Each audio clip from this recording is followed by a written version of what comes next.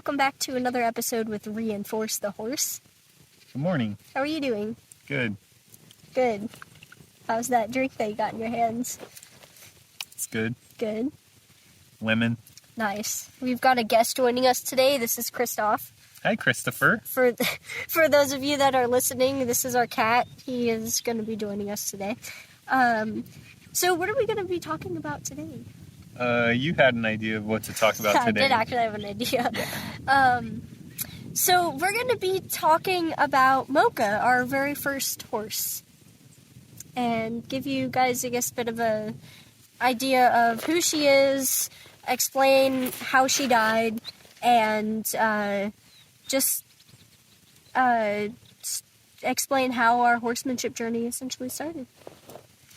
Yeah, and a little bit more than that, because what's the significance of bringing up Mocha?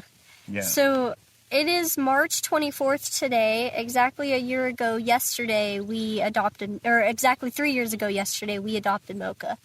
And so yeah, bringing that up.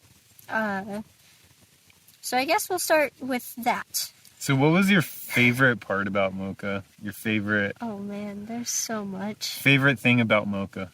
Mocha? The American Quarter Horse Mare. She was a beautiful blue roan American Quarter Horse Mare. My favorite thing about her, she was very sweet and quiet. Like, she definitely had her moments. Like, she didn't like to be touched very much at all. She was, like, not one of the affectionate horses, but she loved to just hang out. And, like, she was one of those horses that if you, like, left her alone and let her come to you, she'd come up and just, like, lean, say, hey, how's it going? With her nose just kind of right in your face. And she's just very gentle about it. She was a very gentle girl. How about you? What was your favorite thing about Mocha? Yeah, I think just her, like, well, it's kind of different for me, because I saw her being, like, very leadership oriented. Like, she definitely knew her place as a mare and arguably like a lead mare. And she definitely told you, like, when she didn't like what was going on, but she was always so, like, respectful. Yeah. And patient. Yeah. That's what I remember most, because as you know, I mean, I was really new to horses, brand new, in fact, when and she let me ride, and she didn't like me to ride.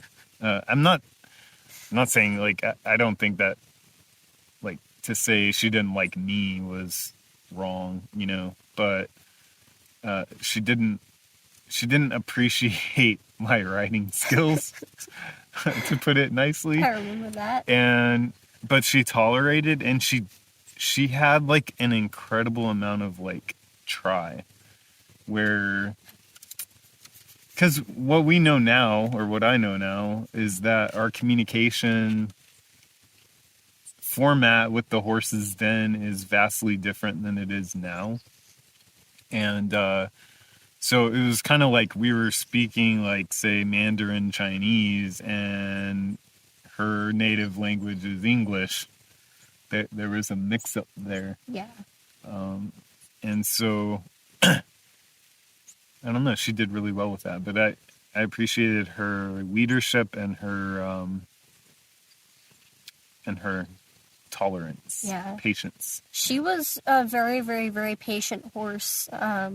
And given she was 10 years old when we adopted her, and she was the perfect, like, learning horse. I don't think I could have asked for a better horse to learn off of. And well, let's talk about that a little bit, because maybe some people listening are new to horses, or they're just interested. Maybe you've come across the podcast somehow, and you don't even have a horse, or Yeah, so I have guess any experience there. So kind of unpack, like a horse didn't just show up. Yeah. So yeah, I guess I'll unpack that a bit. Okay, we were very new to horses. Like, we didn't know the first thing about taking care of them or brushing, or we didn't know the first thing about them. And so we actually found Mocha through a friend of a friend, right? Yeah. And she had, I guess she trains horses and she tunes them up to sell them again. yeah, Does that sound accurate? she's a horse trainer. Yeah. Buy and sell. Yeah. And so at the time, we went climbing with her and another friend, and she brought up this, hey, I have horses, and invited us over to go and ride. And it was like the clouds parted, and the sun shone down from the heavens. And you're like, oh. I was like, I need this. This is going to be great. But with no intention to buy a horse, right? So we go, and I had ridden one of her horses. What? You had no intention to buy a horse? No, not at this time. Right. Like, not at this time at all. We had no intention to buy Mocha. Just a little secret. Don't believe a word of that. She had every intention to acquire a horse, whether that was... Yeah, I wanted to acquire one, but I never knew that it was going to be this soon. Okay, right. That's how this was going. And so prior to meeting Mocha for the first time, we had gone and met one of her other horses, who I fell in love with him, too. He was like the first one that I actually got to learn on. You remember Nick? Yeah. It's a beautiful, blonde paint gelding. Super sweet, super gentle. Anyways, I got to ride him once, and then he got bought by somebody elsewhere. And then the second time that I went to this friend's place, she had gotten 2 or 3 other horses. Mocha was one of them, and she had, she had talked really highly of Mocha, said that, she was really good with her training. She was very tuned up. She was really good. So she put me on Mocha. And she was sold as an all-around trail riding horse. Nothing no particular sort of specialty like barrel racing or jumping or anything like that. I mean, she probably could have been trained to do any of those. Anything. Yeah. But I think, given the choice, Mocha definitely would have chosen trail riding. She was not a competition horse. Either trail riding or show. I think Mocha would have been a really cool show horse. But, so, we went and I got to ride Mocha. My dad kind of, you kind of, sat and watched most of the time. I don't think it was until you bought her that you actually started, riding and learning with me. Yeah. So, but, I fell in love with this horse. And I remember the first time, I was round penning her, and at this time we were going maybe once every other week to, play with the horse, and I learned to round pen her, I learned to saddle, I learned to ride, and the very first time Mocha, faced up with me in the round pen was the very first time I didn't need help round penning her.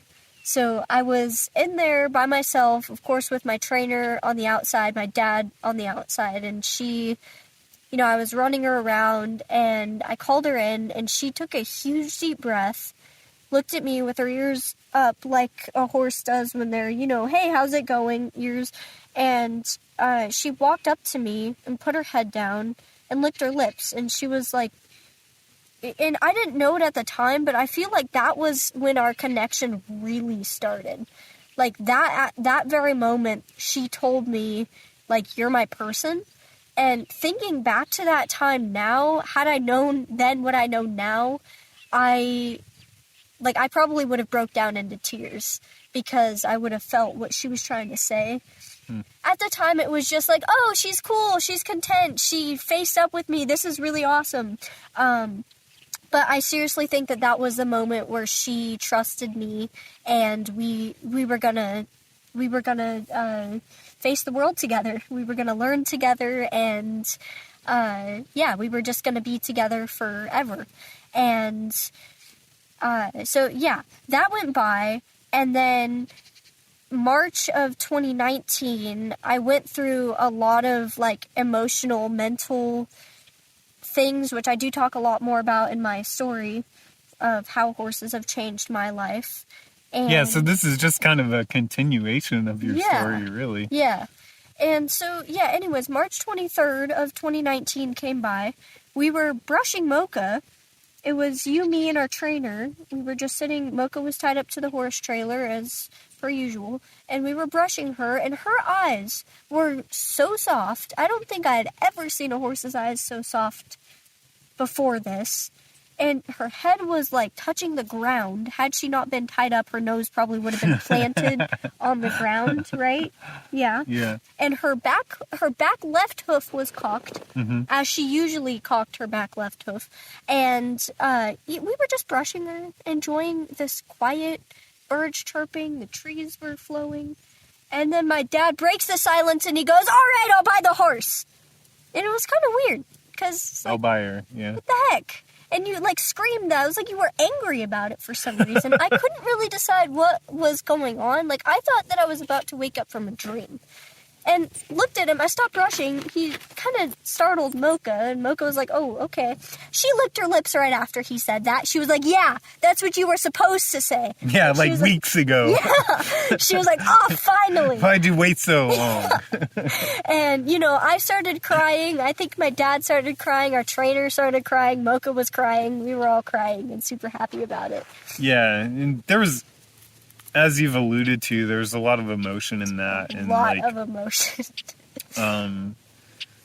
and, you know, I've mentioned before, like, it was out of character for me to just make a purchase like that, especially to that extent.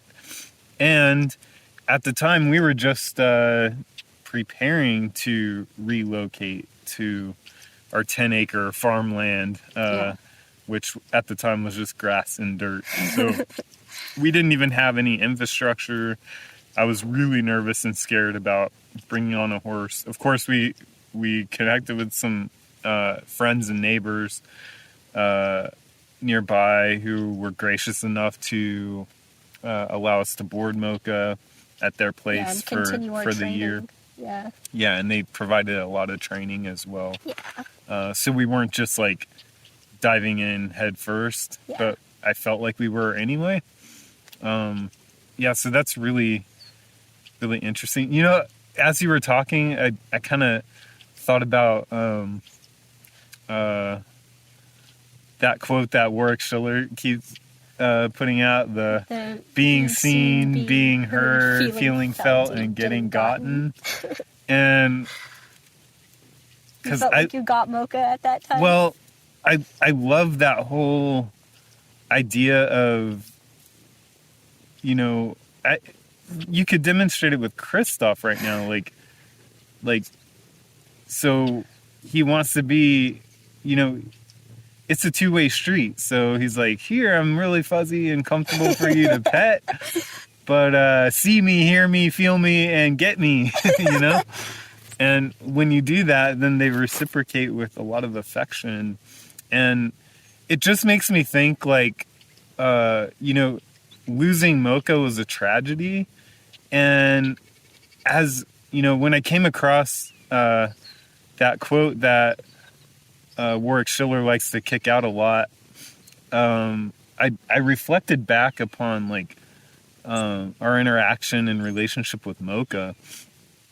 And largely those things were not always in tune, even with you. Yeah. You know, so I would say the majority of the time it wasn't in tune. So, like, what things do you think were, like, lacking, you know, out of those, you know, being seen, being heard, feeling felt, and getting gotten? Her feeling felt and getting gotten, most definitely.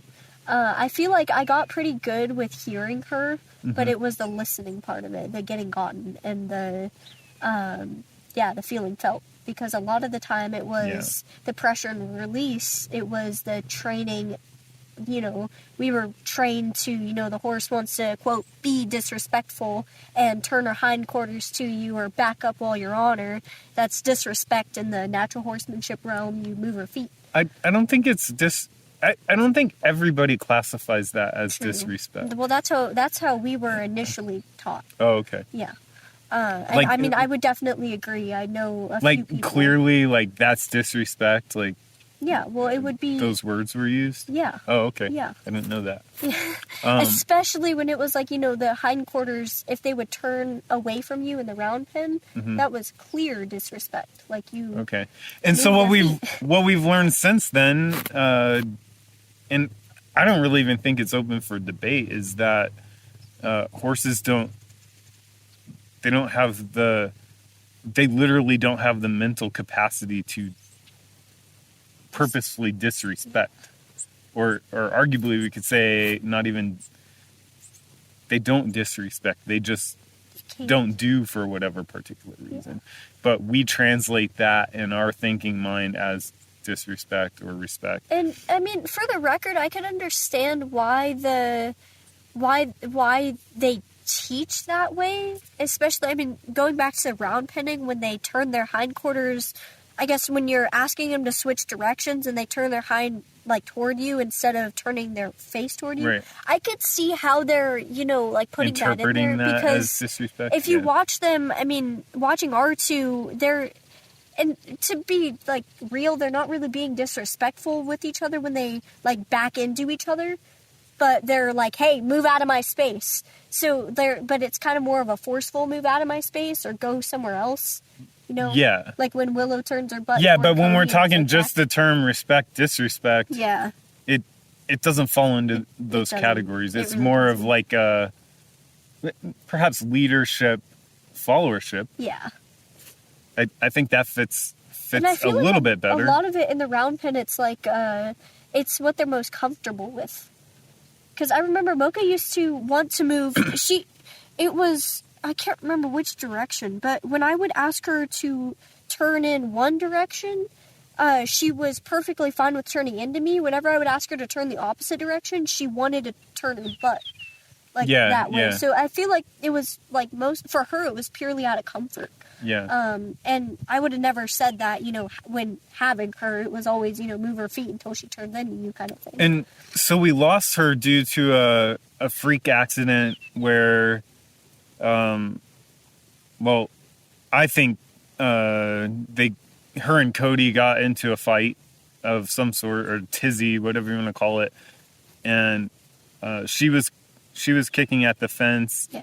I think probably what happened is that he ultimately was able to kick her. That makes the most sense to me. And so she fractured her pelvis. And, we had emergency veterinary care that whole week. And Well, yeah, it was Wednesday, Thursday, Friday. yeah.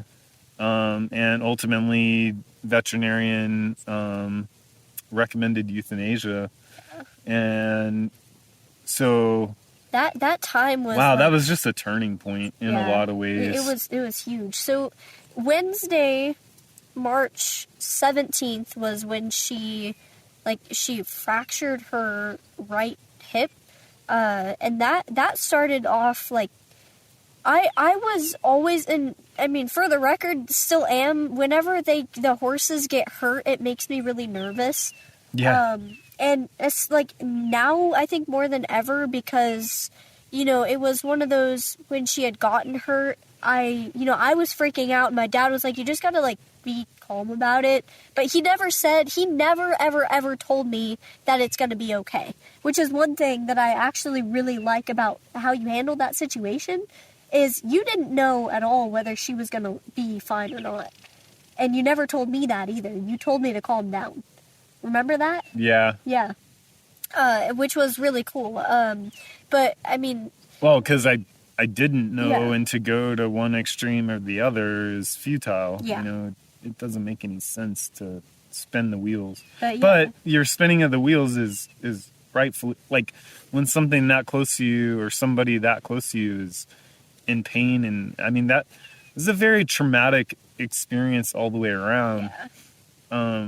To include Cody, Yeah. just yeah. So I think bringing it back to those who may not have horses yet or they're thinking about it, like, our intention is not to scare you away from horses. Yeah.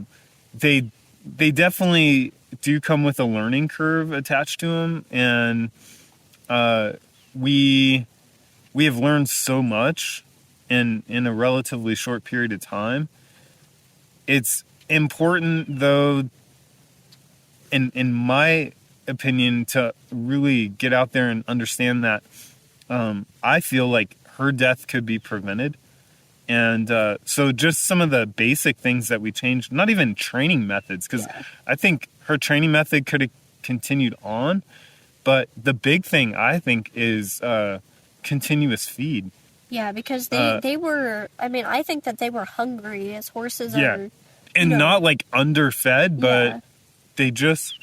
They're meant to graze. Of course, she was like treated for ulcers, and, you know, we've had some veterinarian talks about, like, there's some research that indicates if you're not continuously feeding, there's no, like, clinical signs of benefit of feeding more than 4 times a day, sort of thing, at least when it comes to ulcers. But I guess the idea is that, like, and maybe we changed so many different variables overnight when it comes to Cody and Willow, that, you know, we don't really know what created so much harmony that we have now, other than our approach and mindset. But I think feeding is at the core of that. Yeah, I feel like feeding, because Mocha was a very, I mean, I would call her a food aggressive horse. Not really toward us. Sometimes she was. But we would feed him a couple flakes, you know, 2 or 3 times a day. Initially 2 times a day, remember? And then we changed it up to 3 times a day. Got Cody. Now, as far as like weight, quantity of feed, it's really not that much different. But the difference is that they have it available to them all day through a feed net. Yeah. So that's important to think about if you're thinking about getting a horse, or, you know, in our area, hay is expensive. It's about $20 a bale. So we probably spend $100 to $150 a month on hay for the horses. on hay alone. And if you look around, if you're watching on YouTube, you could see, like, we live in the desert grassland, which the horses will eat this. They do like it. It's just, it doesn't add a whole lot of nutrition, but it is roughage. And so they actually have acclimated quite well. You might be able to see them in the background. They're out there grazing. But they've acclimated quite well to the grass here. But I would say it probably makes up maybe 10% of their diet. Yeah. You know, it's not very much. So you know, what are some of the other things about Mocha specifically that you wanted to highlight? Is there any, or? Let's see.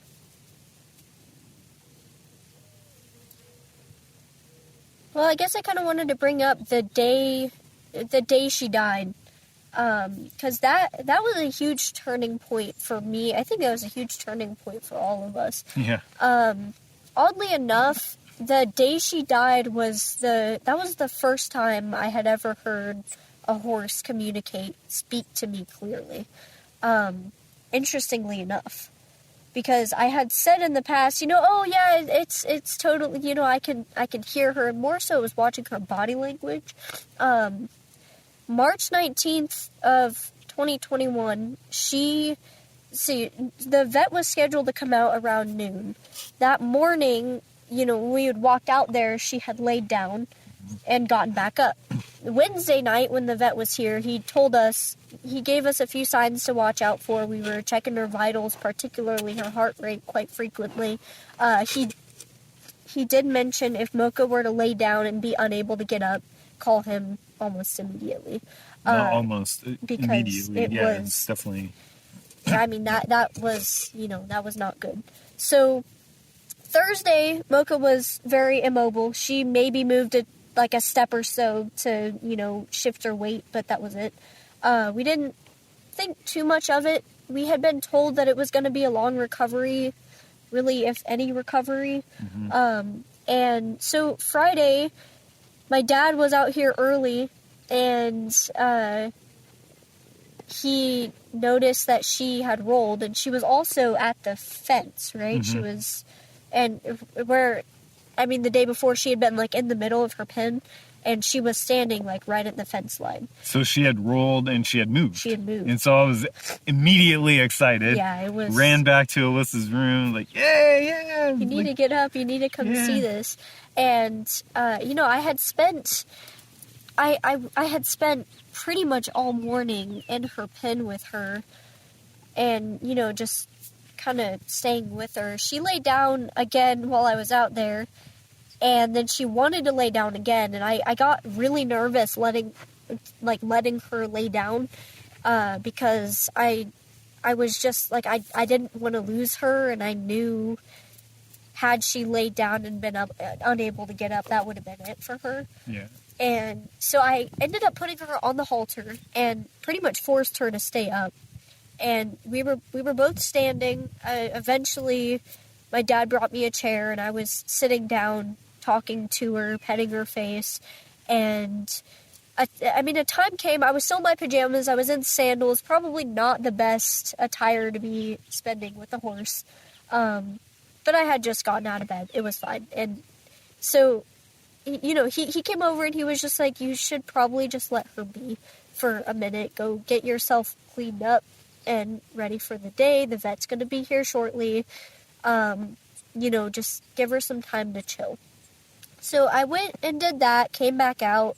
I think Mocha laid down about 2-3 times before after I had come back. And she was, you know, down and then up, down. She was in so much excruciating, agonizing pain. Yeah. That it was like she would lay down. And she would bang her head on the floor. And she would find, like, a split second of, you know, I wouldn't even call it relief, but I don't know another word to use. And like a fraction of a second. And then it just seemed like that split second of relief was followed by a flood of agonizing pain. And that just went through this loop cycle over and over again. And so she had wound up laying down and then standing back up quite a few times. It was about half a dozen times, and got to a point before the vet arrived where she laid down, and she told me, like, she looked me dead in the eyes and told me, I'm not getting up off this ground. And because I had gotten the halter on her while she was on the ground, and I was trying to get her up. I was putting pressure at her butt. I was trying to pull her up, and, you know, we were doing everything we could to get her up. And at this point, you know, I was crying, trying my very best not to believe what she had just told me, but I heard it. And it was like, it was a really weird feeling that I can't really explain it. But that feeling when you just, like, you know you heard something, but you know you can't change it, but you just, like, you have to try not to believe it, because it can't, like, that can't be what's going on. And, you know, I'm crying and I'm telling her, you have to get up, you have to, you know, you still got so many years to live, so many adventures to go on, you have to get up. And she just kept telling me no. Like, she was like, no, I don't have to. Like, I don't have to. I'm not getting up. And I feel like it made her sad to see me sad. But it made, like, man, it was, like, painful to my heart and my whole body watching her slam her head on the ground. And, I mean, Willow and Cody are making their way over. Yeah, we're about ready to have a guest appearance on the show. Hi, Coach. Why, good morning, Cody. Hi, Willow. For those of you just listening on the podcast, our horses just decided to grace us with their presence. And so they're coming over here to say hello. I think what happened, they were out grazing and a truck went by. And sometimes they get, not spooked, but they're like, okay, where's our humans? And so now Cody is like right in my face. He's like, "Where's my Thanks for that, Willow. where's my treat?" I think they're gonna go get some water. Yeah, thanks for the nice interruption. Hi. And this mare right here, she's completely wild. She used to be wild. She's very domestic now. Bye. Bye. They're gonna go get some water. Oh my gosh, that was great. Thanks for that, guys. But yeah, do you remember like watching her bang her head Yeah. on the ground? Yeah, that you can't unsee that You stuff. can't. And Painful moments. yeah, so yeah, that can't be unseen, and it'll forever be like ingrained into my being. And I think from that point, really the like thrashing her head on the ground in pain, and keep in mind, like, we weren't just like standing there observing and like, oh well, hopefully she'll get through it. Yeah. We We had both emergency very veterinary care, like we were in constant communication with our veterinarian.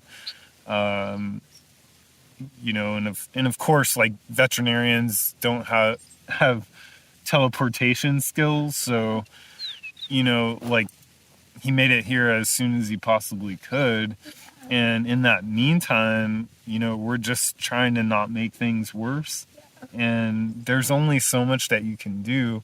I remember at one point, you know, it had crossed my mind of just going and getting the shotgun and, like, for lack of a better way, to just simply put her out of her misery, because, of course, I didn't make that call because there's always that question as to whether or not it's the right thing to do and the only option. But, you know, the moment that the doc administered euthanasia and that relief of pain, and for me as a dad, that was, as your dad, that was like a magical moment in watching you be so strong, and like literally like saying goodbye to your best friend. And so that gave me the courage, like, inside, like, walking away from that, to be like, okay, you're pretty much able to take on, at least in the way of like how it relates to horses, like whatever challenge that you want to take on. And so that kind of opened up the idea even more, because even prior to having Mocha in your life, you had talked about a Mustang at one time or another, or multiple times, and we knew people who had them, and but that was huge in just giving me the understanding that you were much more than capable to take that on. So, and then here we are with Willow and Cody and dreams for new horses. well, yeah, and things just, so that's a lot of kind of the doom and gloom side of like a bad accident, perhaps some training methods, perhaps some care and feeding methods that we needed to change up. But now we have these amazing horses. Willow's sniffing the tripod over there. Willow just bumped the camera. She's curious about it. But now we have these two amazing horses. We want to add like 200 more. Yeah, seriously. And they just largely are at liberty and happy, and we don't have a lot of expectations other than helping them feel heard, seen, felt and gotten, right? I mean, that's what it comes down to.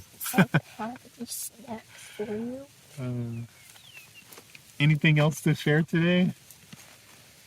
With Willow in your face? Yeah, right? Yeah, well, to put it out there, Mocha gave me a lot of strength for a lot of things.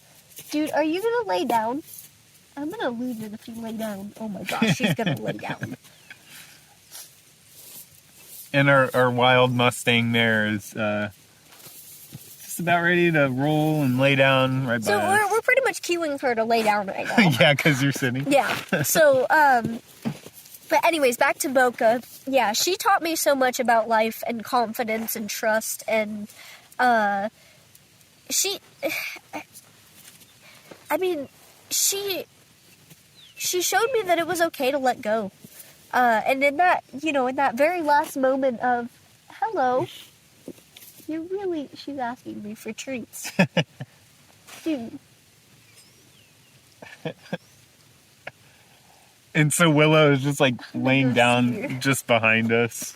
And Alyssa and Willow clearly have like this beautiful connection. I've never seen it before in much of any animal, let alone horse and human.